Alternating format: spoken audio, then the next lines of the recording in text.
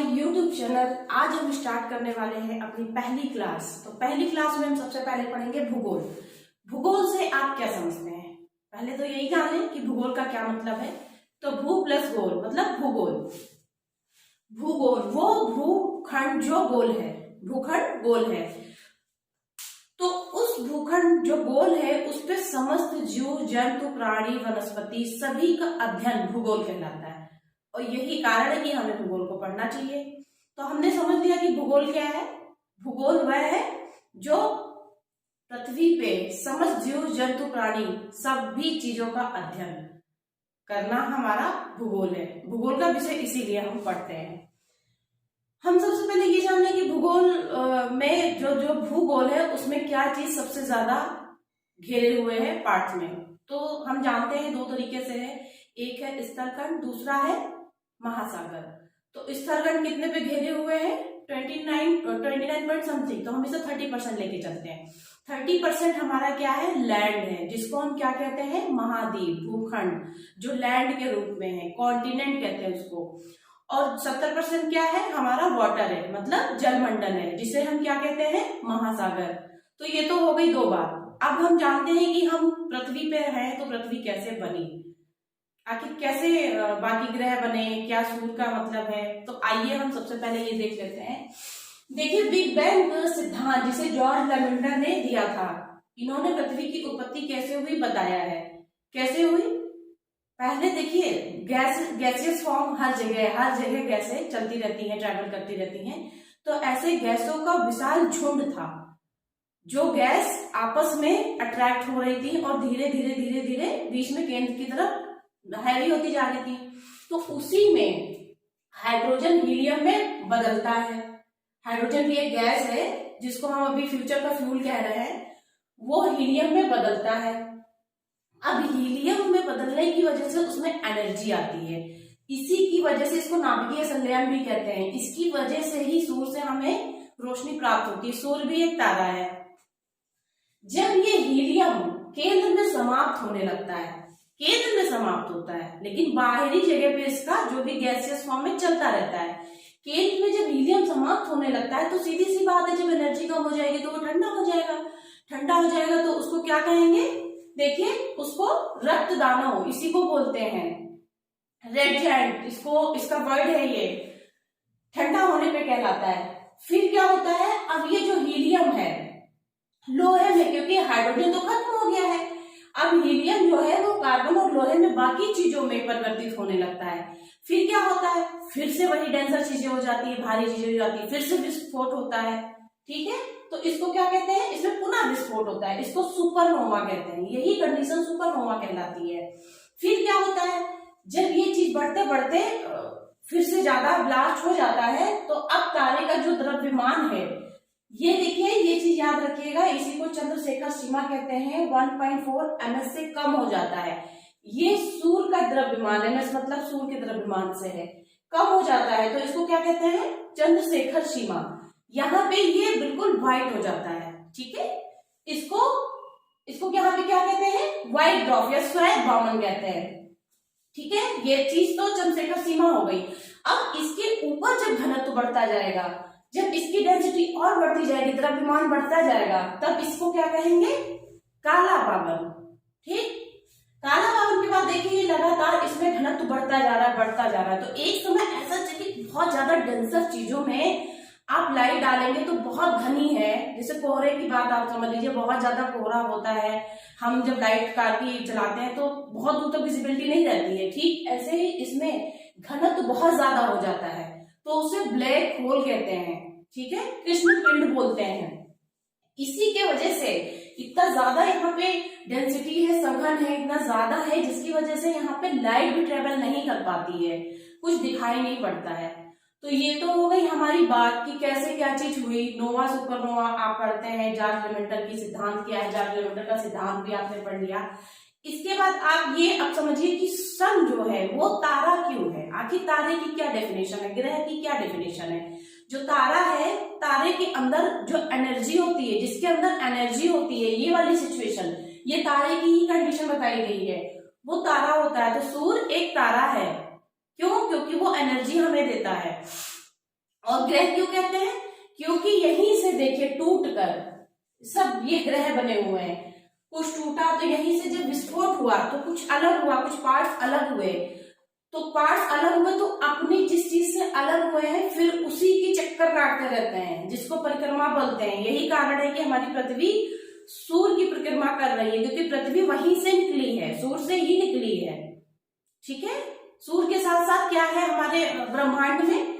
हमारे ब्रह्मांड में 8 ग्रह हैं, जो कि पहले 9 था, प्लूटो को हटा दिया गया है 2006 से, क्योंकि वो ग्रह की परिभाषा को पूरी ही नहीं करता है।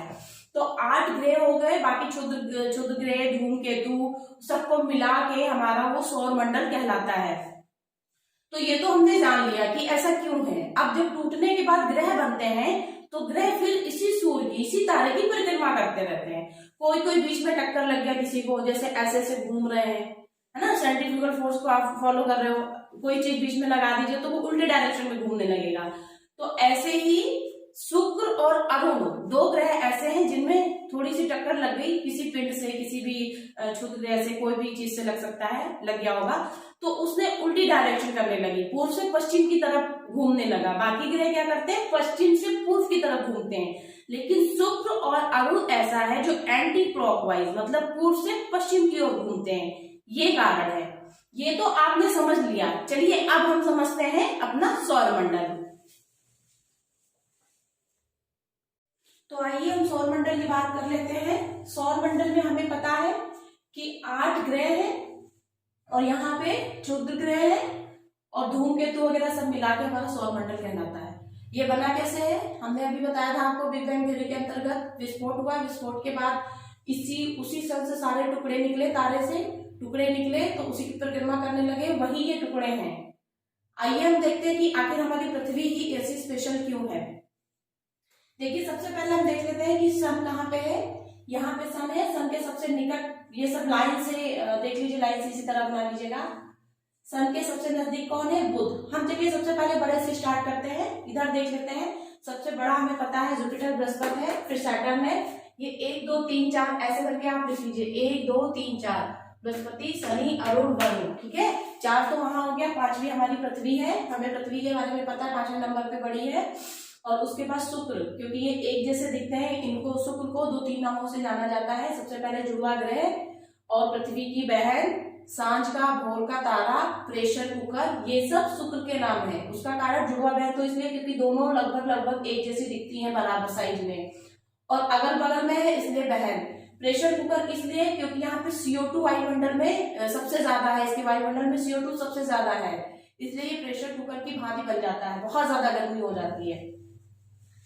हम देख लेते हैं 6ठे नंबर पे फिर शुक्र है, 7वें नंबर पे मंगल है, फिर 8वें नंबर पे बुध है। बुध सबसे छोटा है, आप साइज में देख सकते हैं, और इसके साइज के अकॉर्डिंग भी है और सूर्य की निकटता के आधार पे। इसी तरह आप याद कर लीजिए, बहुत ही जीएस वे में आपको याद हो जाएगा। सन तारा है क्योंकि ये एनर्जी इसी से, इन लोगों का अपना कोई प्रकाश नहीं होता, अपना कोई, इनकी अपनी कोई एनर्जी नहीं होती है, ये इसी के लाइट की वजह से चमकते हैं। और ग्रह है क्योंकि इसी से टूटा है और इसीलिए इनकी परिक्रमा करता है शुक्र। और देखिए अरुण को छोड़ के बाकी सब वेस्ट टू ईस्ट मूव करते हैं, और ये क्या करता है? East to west, anti clockwise. इतनी बात आप समझ गए। अब बात हम दूसरी करते हैं कि आखिर आप ये बताइए कि मंगल पे सब लोग जीवन की तलाश क्यों कर रहे हैं? क्या कारण है कि 8 ग्रहों में सब मंगल के ही पीछे पड़े हुए हैं कि मंगल पे ग्रह है, चलिए मंगल पे ही जीवन है, मंगल पे ही सब कुछ मिलेगा, मंगल पे बसते हैं जाकर के। क्या कारण है भाई? वो देखिए 7वें नंबर पे है, इतने बड़े बड़े ग्रह पड़े हुए हैं, क्या कारण है कि मंगल पे ही पड़े हुए हैं सब पीछे? तो आपको जानना चाहिए, क्योंकि आप भूगोल पढ़ रहे हैं तो आपको इन सब चीजों की क्यूरियोसिटी भी होगी और अच्छा भी लगेगा जानने में। देखिए जीवन के लिए हमें 3 चीजें बहुत जरूरी होती हैं। क्या क्या होता है? सबसे पहले तो जमीन होनी चाहिए, बिना जमीन के हम कहाँ घर बनाएंगे, हवा में तो रहेंगे नहीं। ठीक है, जमीन हुई तो उसके लिए क्या होता है? लिथोस्फीयर होनी चाहिए, हमारी स्थल मंडल होना चाहिए। दूसरा क्या होना चाहिए? पानी तो पिएंगे भाई, पानी नहीं पिएंगे तो कैसे काम चलेगा? पानी जल ही जीवन है, तो पानी का मतलब हाइड्रोस्फीयर, हाइड्रोस्फीयर होना चाहिए। अब ये दोनों हो गया तो हवा भी तो लेनी जरूरी है ना? तो क्या होना चाहिए? वायुमंडल, मतलब एटमॉस्फेयर। तो देखिए तीनों चीजें हैं, क्या क्या? Lithosphere, hydrosphere, atmosphere. देखिए इसको वेन डायग्राम बोलते हैं। आप ये सब सीखिए, आगे मेंस में इसी पे मार्क्स मिलते हैं ये सब चीजें बनाने पे। अब देखिए ये तीनों का जो क्षेत्र है उसको कवर करिए, तीनों को। तो तीनों को हम ऐसे ऐसे मिलाते हैं तो ये देखिए गोल एक बन गया, तीनों को कवर कर रहा है। मतलब जब तीनों चीजें होंगी तो ये चीज होगी। ये चीज क्या है? This is called the biosphere. ठीक है, बायोस्फीयर मतलब जैवमंडल। जैवमंडल, जैवमंडल मतलब जीवन का मंडल। अगर ये तीन चीजें हैं तभी यहाँ पे जीवन संभव है। चौथा ऑटोमेटिक बन जाएगा अगर ये तीन चीज हैं। तो हम तीनों चीजों को अगर तलाश करना है कि जीवन कहाँ है तो हमें सबसे पहले ये तीनों के बारे में पता होना चाहिए कि ये तीनों है कि नहीं है। तो आइए हम देख लेते हैं क्या लिथोस्फीयर हर एक ग्रह के पास है। तो आप देख रहे होंगे यहाँ पे वाई ग्रह लिखा हुआ है, एक्सटर्नल प्लैनेट। इसका क्या मतलब है? इसका यही मतलब है कि इनके पास लिथोस्फीयर है ही नहीं, लैंड है ही नहीं, जमीन नहीं है, सिर्फ गैसियस फॉर्म में ऐसे ऐसे टहलने, चाहे जितने बड़े हो क्या फायदा, इतने बड़े हैं कोई फायदा है क्योंकि इनके पास लैंड नहीं है। तो जब इनके पास लैंड नहीं है तो हम आगे की कोई भी रिसर्च सर्वे करेंगे ही नहीं, हम इन्हें क्रॉस कर देते हैं कि यहाँ पे जीवन कभी भी संभव ही नहीं है। ठीक है, अब हम बात करते हैं, यहाँ पे आते हैं। इंटरनल प्लैनेट का मतलब होता है इनके पास लिथोस्फीयर है। लिथोस्फीयर मतलब स्थल मंडल, जमीन है इनके पास। जमीन है तब हम आगे की बात देखते हैं। क्या जमीन के बाद इनके पास हाइड्रोस्फीयर है? तो आप देखिए इनके पास, हम पृथ्वी की तो बात ही नहीं करेंगे कि पृथ्वी पे हमें सब कुछ पता है, हम बाकी तीन ग्रह की बात कर रहे हैं। तो इनके पास क्या हाइड्रोस्फीयर है? तो आपको बता दें इनके पास हाइड्रोस्फीयर नहीं है, जलमंडल नहीं है। लेकिन मंगल पे बर्फ की खोज हुई है। बर्फ भी कई प्रकार के होते हैं, ठोस कार्बन डाइऑक्साइड और जल के, झीलों के। तो यहाँ पे कुछ यहाँ पे चल रहा है शोध, पता चल रहा है कि हाँ यहाँ पे कुछ है, ऐसी संभावना है। अब हम बात करते हैं एटमॉस्फेयर की। क्या एटमॉस्फेयर भी है सबके पास? अगर यहाँ पे किसी तरह जलमंडल हम पता कर भी ले इन लोगों के पास, तो ये भी तो देख लें तीनों के पास कि जलमंडल के अलावा क्या एटमॉस्फेयर है। तो देखिए इनके पास तो एटमॉस्फेयर है ही नहीं। बुध के पास एटमॉस्फेयर नहीं है, ये तो कट जा रहे हैं बिकॉज ऑफ एटमॉस्फेयर। एटमॉस्फेयर नहीं है तो बात ही नहीं करेंगे। अच्छा शुक्र के पास क्या है लेकिन क्या है? CO2 बहुत ज्यादा है, जब कार्बन डाइऑक्साइड ही है वहां पे। तो 90-95% के आसपास इसके वायुमंडल में सिर्फ CO2 है, तो हम इसकी भी बात नहीं करते, ना के बराबर हो जाता है। क्योंकि इतनी साइंस अभी बहुत नहीं तेज हो गई है कि इस चीज को कम कर सके, नेग्लिजिबल नहीं कर सकती है, तो हम इसकी बात नहीं करते। अब हमारे पास दो ग्रह बचे, एक के बारे में हमें पता है, यहाँ पे तो सब कुछ है, और ये है तो ये बचे। अब इसीलिए मंगल पे खोज हो रही है। तो मंगल पे क्या क्या देखिए, ये सब चीजें, मंगल पे लिथोस्फीयर है, ठीक है, हाइड्रोस्फीयर की खोज हो गई है, एटमॉस्फेयर हो ही जाएगा क्योंकि ये दोनों हो जाते हैं तो ये धीरे धीरे एल्गी और उससे सारी चीजों से, नाइट्रोजन से यहाँ पे ऑक्सीजन आ जाता है। तो इसकी वजह से यहाँ पे बायोस्फीयर मतलब जीवन मंडल हो सकता है फ्यूचर में। तो ये तो बात हो गई आपके ग्रह की कि किस ग्रह में कितनी ताकत है, क्या मतलब है, और आप इतना पढ़ लीजिए। फिर देखिए हम लोग अपनी बात करते हैं कि हम इस आकाश गंगा में हैं। हमें पता है कि सूर्य एक नहीं है, सूर्य बहुत सारे हैं, बहुत सूर्य हैं, लेकिन हमें खोज कितनी, हम जहाँ पे रह रहे हैं वहां की बात कर रहे हैं। जिस प्लेनेट पे हम रह रहे हैं हम तो सिर्फ अर्थ पे, पता नहीं ऐसे कितने, खोज ही नहीं हुई, कुछ पता ही नहीं है। 100 अरब आकाश गंगाएं हैं, हम किसी एक आकाश गंगा में रहते हैं जिसका क्या नाम है? मंदाकिनी। इसी के नियरेस्ट जो है वो कौन है? कौन सी आकाश गंगा है? एंड्रोमेडा। 3 की ही खोज हो पाई है अभी तक, 3 की जानकारी है। एक आकाश गंगा का नाम है M22, मंदाकिनी हमारी है जिसका आकार क्या है? सर्पिला है, ठीक है। एंड्रोमेडा इसके निकटतम, मंदाकिनी के निकटतम की आकाश गंगा है। आकाश गंगा देखिए, आकाश गंगा के केंद्र को क्या कहा जाता है? बल्ब। ये सब फैक्चुअल इंफॉर्मेशन आपके प्रीलिम्स UPPSC में बहुत इंपॉर्टेंट हो जाते हैं, ठीक है। चलिए हम आगे देख लेते हैं क्या क्या है। तो चलिए हम आगे की बात कर लेते हैं। जैसा कि हमने पहले बताया था कि भूखंड 2 भागों में बटा है, 30% लैंड है और 70% वाटर है। तो इस 30% लैंड में देखिए क्या क्या आता है। जो हमारी पृथ्वी है वो कितने महाद्वीप में बटी है, कितने भूखंडों में बटी हुई है। आप देख सकते हैं 7 कॉन्टिनेंट मतलब 7 महाद्वीप। सबसे बड़ा देखिए कौन सा है, सबसे बड़ा एशिया है, फिर अफ्रीका है, फिर नॉर्थ अमेरिका है, फिर साउथ अमेरिका है, फिर अंटार्कटिका, फिर यूरोप और सबसे छोटा ऑस्ट्रेलिया। ये भूखंड के बड़े वाले भाग होते हैं जिन्हें महाद्वीप कहते हैं। तो जो ये वाला 30% भाग है इसमें ये आते हैं 7 महाद्वीप और छोटे छोटे द्वीप आइलैंड्स। अब आपसे ये प्रीलिम्स में क्वेश्चन पूछ सकते हैं कौन सा 4th नंबर पे है, कौन सा 5th नंबर पे है। तो फैक्चुअल ये चीज ऐसे लाइन से आप याद कर लीजिए। और अब देखिए हम आपको बताने जा रहे हैं कि देशांतर रेखा क्या होती है, अक्षांश रेखा क्या होती है, कैसे हम पृथ्वी पे और जगह का लोकेशन लोकेट कर लेते हैं, कैसे आखिर हम पता करेंगे कि कितने घंटे दूरी पर नॉर्थ अमेरिका है, कितने घंटे दूरी पर हमारे इंडिया से या कहीं दूसरी जगह से, तो वो कौन सी रेखा होती है या कैसे हम इस जानने के लिए। ये सब एक काल्पनिक रेखाएं हैं, इमेजिनरी लाइंस हैं। देखिए क्लास ये फर्स्ट क्लास स्टार्ट हो चुकी है। आप लोग 2 चीज बहुत ध्यान से देखिएगा। सबसे पहले तो आप एटलस मैप लेके बैठिए। एटलस की आपको स्टूडेंट लेकर बैठना है क्योंकि स्टूडेंट में बहुत अच्छे से बताया गया है, छोटी छोटी बातें भी बताई गई हैं। आप उसको लेके इसलिए बैठें, हो सकता है मुझे आगे जब मैं कॉन्टिनेंट्स आपको बताऊंगी तो बहुत छोटा हो, समझ में ना आ रहा हो, तो आप लोकेशन से उस चीज को धीरे धीरे करते रहेंगे तो आपका होता रहेगा।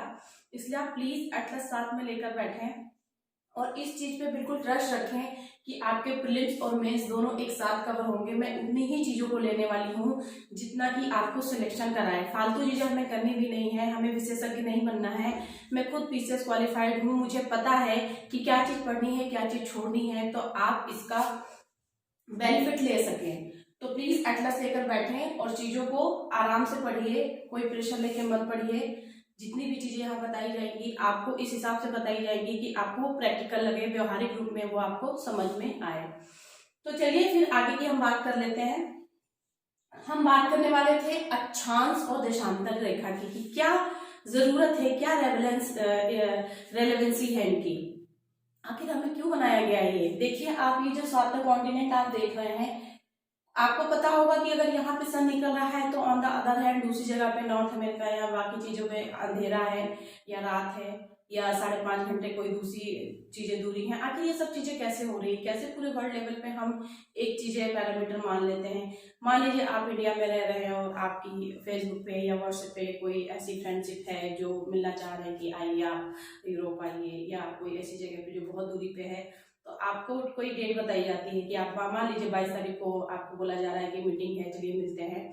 तो वो 22 तारीख पूरे दुनिया के लिए एक है ना, कैसे आप जानोगे। अगर ऐसा कुछ ना किया जाए तो यहाँ का 22 तारीख हो सकता है वहां का 21 तारीख हो, या हो सकता है वहां की 21 तारीख यहाँ की 22 तारीख हो। तो 24 घंटे का डिफरेंस आ जा रहा है या डेट में डिफरेंस आ रहा है, तो सारी चीजें गड़बड़ हो जाएंगी। इसको मिलाने के लिए, इसको सही करने के लिए, एक जैसा करने के लिए अक्षांश और देशांतर रेखाएं खींची गई हैं। आइए हम देखते हैं कि अक्षांश और देशांतर क्या होता है। हमें पता है पृथ्वी हमारी गोल है, तो गोल जो होता है वो 360 डिग्री होता है। 360 डिग्री का एक गोला होता है, चाहे वो छोटा हो चाहे वो बड़ा हो। अगर उसे हम 20 से काटते हैं तो 180 डिग्री बन जाता है। ऐसे ऐसे देखिए, इसका भी आधा काटेंगे तो ये 90 डिग्री बन जाता है। ये तो बात हो गई डिग्री की। अब हम आपको ये बताना क्यों चाह रहे हैं, ये देखिए।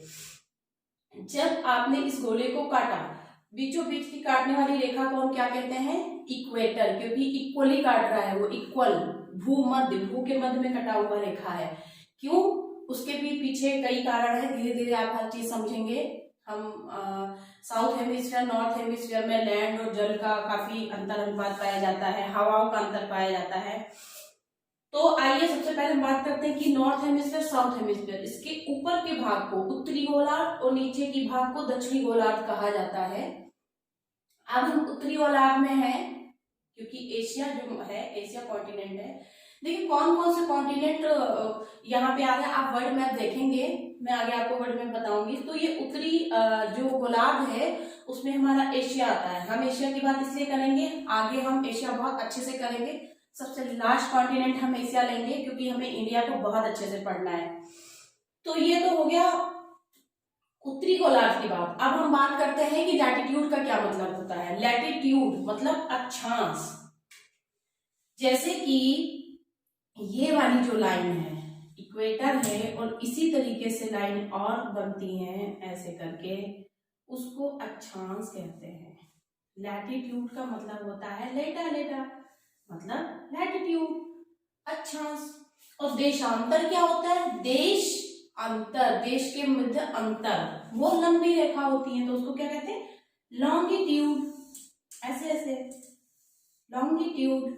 ये किस लिए होता है? अक्षांश तो किसी जगह का हमें बताता है कि हमारा भारत इतने अक्षांश इतने अक्षांश में है, और देशांतर इसलिए बताता है कि हम कितने टाइम जोन, हमारा जो टाइम जोन निकलता है यूरोप के ग्रीनविच से निकलता है। यूरोप के ग्रीनविच से निकालते इसलिए उसको 0 मानते हैं, और आगे ईस्ट में चलता जाता है और उधर वेस्ट में चलता जाता है। तो उस हिसाब से ये देखिए डिग्री बनाई गई है कि कितने घंटे पर आपका इंडिया आ जाएगा, या कितने घंटे पे कोई दूसरी कंट्री आ जाती है। जिधर होगा उस हिसाब से वो लोकेशन ले लिया जाएगा। तो देखिए हम बात करते हैं, हमने पहले बताया है कि एक गोला जो हमारी पूरी पृथ्वी है वो 360 डिग्री की है, ठीक है। तो 24 घंटे में हमारी जो अर्थ है वो पूरी तरह घूम जाती है, मूव कर जाती है। तो देख लीजिए 1 घंटे में कितने डिग्री निकल रहा है? 15 डिग्री देशांतर निकल रहा है, ठीक है, 15 का। अच्छा, 15 डिग्री देशांतर निकल रहा है 60 मिनट में। 1 घंटे का निकाला था। ये एन्युटी मेथड होता है, आप किसी भी चीज को इस तरह सॉल्व कर सकते हैं। सामने वाली चीज यहाँ पे होती है, ऊपर वाली चीज नीचे ले ली जाती है। तो इससे आप निकाल लेंगे तो 4 मिनट, मतलब एक जो हमारा देशांतर है वो 4 मिनट कवर करता है, पृथ्वी कवर करती है। और ये आगे धीरे धीरे आप समझेंगे कि इसका क्या रिलेवेंस है। आज आपको हो सकता है थोड़ा कम समझ में आए, लेकिन ये इसीलिए है, टाइम के लिए। जैसे कि मान लीजिए कोई शिप चलती है, अब यहाँ पे देखिए ये आधा आधा बटा हुआ है बिल्कुल, तो ये 180 डिग्री हो गया। तो 180 डिग्री में जब हम ये 12-12 घंटे का अंतर आ जाता है, ये 12-12 घंटे का अंतर आ जाता है यहाँ पे। तो हम दोनों को अगर मिला लेते हैं तो 1 दिन का फर्क आ जाता है। इसीलिए कोई जब जलयान शिप अंतरराष्ट्रीय तिथि रेखा से गुजरता है ईस्टवर्ड, मतलब इधर की साइड पे, तो हम उसमें से 1 दिन घटा देते हैं, 1 दिन घटा देते हैं, इसीलिए बराबर करने के लिए। और अगर वेस्ट में जाता है तो क्या करते हैं? जोड़ देते हैं। तो ये बराबरी करने के लिए ऐसा किया गया है, ठीक है। ये चीज आप समझ गए होंगे। लैटिट्यूड का क्या मतलब होता है? अक्षांश, स्थिति बताता है किसी देश की। और देशांतर जो होता है उस जगह से कितना डिफरेंस है टाइम के लिए। हमारे यहाँ इलाहाबाद से नैनी से 82.5 डिग्री निकलता है, वो हमारा मानक समय है। इलाहाबाद के नैनी से दिखता नहीं, इमेजिनरी है, मानने के लिए होता है। तो ये चीज आप समझ गए होंगे। अब हम बात करते हैं अपने कि क्या मतलब सन कैसे कैसे कहाँ पे ट्रेवल करता है। हम आपको बताएंगे कि कर्क रेखा और भूमध्य रेखा किसको कहते हैं। तो आइए हम देख लेते हैं, यहीं पे देख लेते हैं। कर्क रेखा, मकर रेखा और भूमध्य रेखा हम ये पढ़ चुके हैं। देखिए जैसे कि हमारी पृथ्वी है, गोल है, सन का चक्कर लगा रही है। हम ये हमेशा मान के चलेंगे, वैसे तो पृथ्वी चक्कर लगाती है, सूरज एक जगह पे स्थिर है, पृथ्वी उसका चक्कर लगाती है। लेकिन समझने के लिए हम कर देंगे कि सन यहाँ है, सन वहां है, ठीक है। वो समझने के लिए ऐसा होता नहीं है। ये देखिए ये इसको क्या कहते हैं? इक्वेटर, भूमध्य रेखा, इक्वेटर। और ये एक और लाइन होती है 23.5 डिग्री नॉर्थ, और ये 23.5 डिग्री साउथ। आखिर इन लाइनों का क्या महत्व है, क्या कारण है? तो हम आपको बता दें इन लाइनों का क्या मतलब है। देखिए ये इसको विषुव की स्थिति भी कहते हैं, 0 को इक्विनॉक्स। ऐसा क्यों कहते हैं? क्योंकि सन यहाँ पे 2 बार आता है। मैंने कहा ना सन नहीं आता है, लेकिन हम समझाने के लिए बता रहे हैं। कौन सा? 21 मार्च और 22 सितंबर, 22-23 भी कहते हैं, लेकिन 21 मार्च और 22 दिसंबर है। उसका कारण क्या है? क्योंकि 21 जून को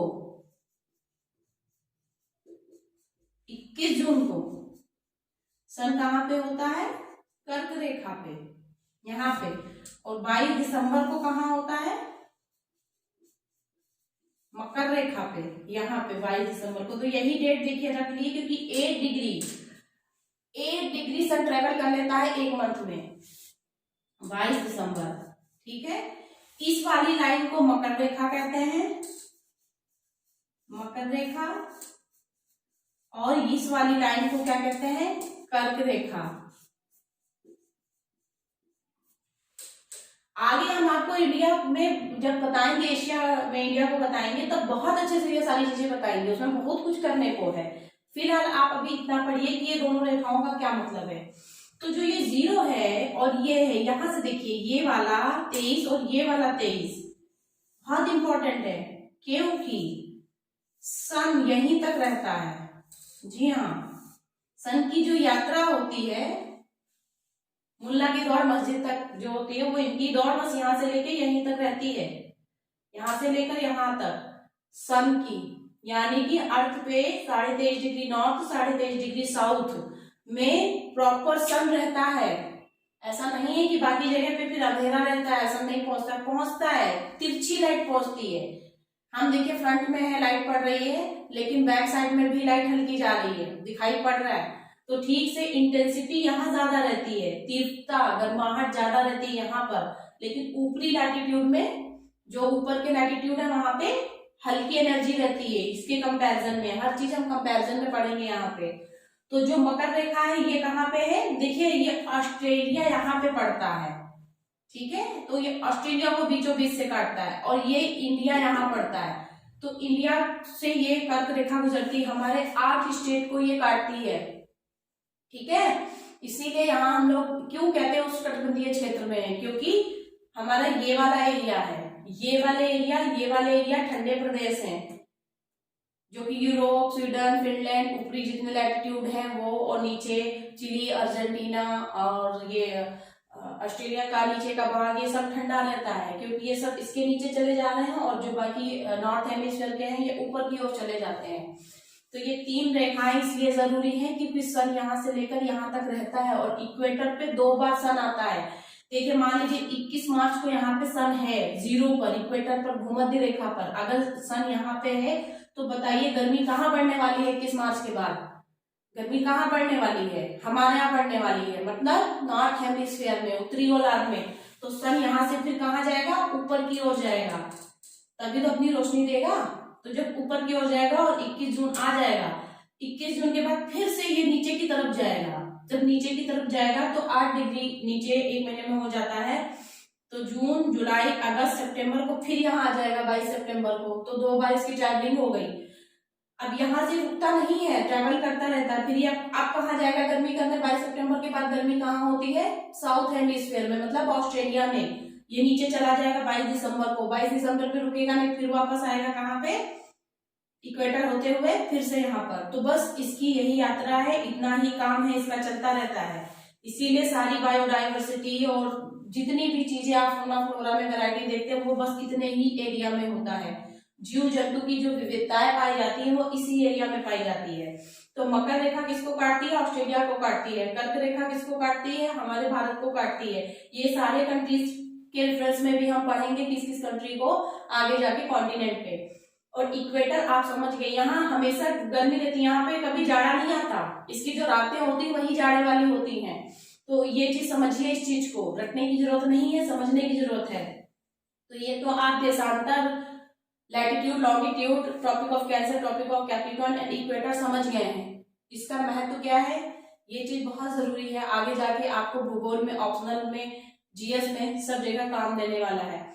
ठीक है, अब हम सन की बात करते हैं तो सन कभी ऐसा भी होगा कि कभी कम, कहीं ज्यादा दूरी ट्रेवल कर लेगा, कहीं कम दूरी ट्रेवल कर लेगा। कुछ ऐसी भी जगह होगा जो बहुत नजदीक होगा, कोई ऐसी भी जगह होगी जहाँ पे बहुत दूरी पर होगा। तो उस चीज को क्या कहते हैं? देखिए एक उपसौर होता है। उपसौर मतलब कैसे याद करेंगे? ऊपर ही बैठ गया, ऊपर बैठ गया मतलब नजदीक है। तो कितनी, ये देखिए क्या बना हुआ है, 3 लग रहा है, तो 3 जनवरी। अब जनवरी को सन सबसे पास होता है, लेकिन हमें तो ठंडा लगता है, हमें तो गर्मी नहीं फील होती। बिल्कुल सही कह रहे हैं आप, बिल्कुल सही समझ रहे हैं हम। ये यहाँ नहीं हो रहा है, नॉर्थ हेमिस्फीयर में हो ही नहीं रहा है, उत्तरी गोलार्ध में हो ही नहीं रहा है, ये तो दक्षिणी गोलार्ध में है। 3 जनवरी को ऑस्ट्रेलिया बहुत गर्म रहता है। जो हमारे यहाँ गर्माहट होती है ना, उससे कहीं ज्यादा ऑस्ट्रेलिया गर्म होता है 3 जनवरी को। ठीक है, तो ये कहाँ होता है? नॉर्थ हेमिस्फीयर में नहीं होता है, साउथ हेमिस्फीयर दक्षिणी गोलार्ध में होता है। दक्षिणी मतलब नीचे वाला पार्ट, नीचे वाला पार्ट ही दक्षिण होता है, ऊपर का पार्ट हमारा सर उत्तर में है, नॉर्थ में है, तो दक्षिणी गोलार्ध में सबसे ज्यादा गर्म होगा। अच्छा, अब इसका अपोजिट अब 4 जुलाई को होता है। हम लोग बच गए, नहीं तो हमारी गर्मी बहुत खतरनाक होने वाली थी। 4 जुलाई को जो सन है वो दूर होता है अर्थ से, तो इतनी इंटेंसिटी जितनी की यहाँ पे उतनी यहाँ नहीं होती, गर्माहट कम होती है। तो ये तो बात कर ली हमने कि सूरज कब नजदीक होता है, कब दूर होता है। आप बताइए सूर्य ग्रहण और चंद्र ग्रहण का क्या सिद्धांत है भाई? इसका भी तो कुछ होगा, बड़ी कंफ्यूजन होती थी पढ़ने में।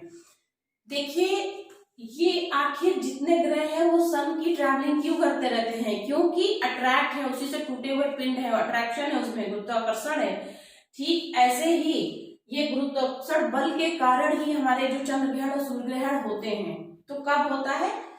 बहुत कंफ्यूजन होता है। एक चीज, एक कीवर्ड याद कर लीजिए, मून जब बीच में हो। किसके बीच में हो? सन तो कभी दूर होता नहीं है, तो 2 ही लोग अप एंड डाउन होते हैं, अर्थ होती है और मून होता है। ठीक है, तो जब मून खुद कह रहा है बीच में हूं, तो इसका मतलब किसके बीच में होगा? पृथ्वी के और सूर्य के बीच में होगा। ठीक है, वो तो स्थिर है ना, सन तो स्थिर है। अब बीच में इसके बोल दे रहा है कि मून बीच में, इसका मतलब एक तरफ क्या है? पृथ्वी है। तो जब मून बीच में हो तो उसको सूर्य ग्रहण कहते हैं, मून बीच में हो तो सूर्य ग्रहण होता है। अपोजिट है, मून है तो सूर्य है। सूर्य ग्रहण किस दिन होता है? अमावस्या के दिन होता है। ये भी बड़ा डिफरेंट है। अच्छा, पृथ्वी जब बीच में होती है पृथ्वी, लेकिन कहा क्या जा रहा है? चंद्र ग्रहण। चंद्र ग्रहण है, और देखिए कितनी खास बात है कि पूर्णिमा के दिन होता है। तो ये चीज मतलब लेते हैं कभी कभी फैक्चुअल, यूपीपीएससी में पूछते हैं, बेसिकली यूपीएससी में थोड़ा कम पूछते हैं। तो जब पृथ्वी बीच में आ जाएगी, जैसे सन है, मान लीजिए यहाँ पे सन है, अर्थ बीच में आ गई, तो बीच में है, तो इसका मतलब चंद्रमा यहाँ पर है, तो क्या करेगा? चंद्रमा कम रोशनी प्राप्त करेगा। चंद्रमा भी तो ऐसे रोशनी प्राप्त करता है ना। तो जब बीच में पृथ्वी आ गई सन के, तो सारी लाइट यहाँ पे आ गई, तो चंद्रमा क्या करेगा? कम रोशनी प्राप्त करेगा। ठीक है, समझ गए? तो ये सूर्य ग्रहण, चंद्र ग्रहण और चीजें आपने समझ ली है, ये कॉन्टिनेंट समझ लिया है। अब हम आगे की बात करते हैं। कर्क रेखा, मकर रेखा, लैटिट्यूड, ये बहुत अच्छे से समझ लीजिए। इसके बाद हम एक एक करके कॉन्टिनेंट पढ़ेंगे। तो हम सबसे पहले पढ़ेंगे नॉर्थ अमेरिका। क्यों? क्योंकि नॉर्थ अमेरिका साउथ अमेरिका में बहुत ज्यादा नहीं है, तो कम से स्टार्ट करते हैं। उसके बाद हम बात करेंगे लाइन से ऑस्ट्रेलिया की, सबसे लास्ट में हम बात करेंगे एशिया की। देख लीजिए इसमें खास चीज क्या है।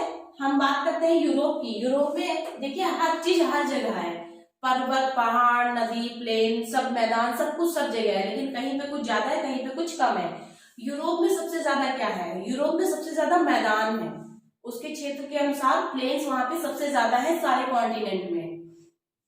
ठीक है, यहाँ पे हिल्स वगैरह कम है, प्लेट्यू हिल्स कम है in comparison of other continent. ठीक है, तो प्लेन सबसे ज्यादा यहाँ पे है। सबसे ज्यादा प्लेट्यूज कहाँ पे है? पठार कहाँ पे है? अफ्रीका में। इसको मतलब पठारों का ही क्षेत्र कहा भी जाता है, कॉन्टिनेंट ऑफ प्लेट्यूज इसको बोलते हैं। अफ्रीका को तो समझने की जरूरत, मतलब क्या याद करने की जरूरत नहीं, समझने का है कि यहाँ पे प्लेट्यूज सबसे ज्यादा है इसके क्षेत्रफल में, लगभग 70% के आसपास, 77% के आसपास है। अच्छा, माउंटेन सबसे ज्यादा कहाँ होंगे? ये भी मतलब समझिए क्या होंगे। सीधा सा हमें पता है हिमालयाज कहाँ है, कंचनजंगा कहाँ है, कुल्लू शान कहाँ है, सब कहाँ है? एशिया में। तो एशिया में सबसे ज्यादा माउंटेन्स होंगे। ठीक है, तो ये 4 चीज इंपॉर्टेंट थी, मैंने आपको बता दी। बाद में धीरे धीरे सारी चीजें करेंगे। चलिए आज इतना ही, आगे हम स्टार्ट करते हैं नॉर्थ अमेरिका कॉन्टिनेंट। ये मेरी फर्स्ट क्लास थी, और आप चैनल को फॉलो करते रहिए। लगातार अब क्लासेस पे स्टार्ट हो चुका है, लगातार देते रहेंगे। कोशिश करेंगे कि जून तक मेरा प्री और मेंस दोनों खत्म हो जाए। हम उतना ही पढ़ाने वाले हैं जितना हमें क्वालिफाई करने के लिए जरूरत है। तो बहुत ही सिलेक्टेड स्टडी के यहाँ मटेरियल आपको मिलेगा और पढ़ाई जाएगी। तो चैनल को सब्सक्राइब करें, बेल आइकन को बजा लें। Okay, thank you.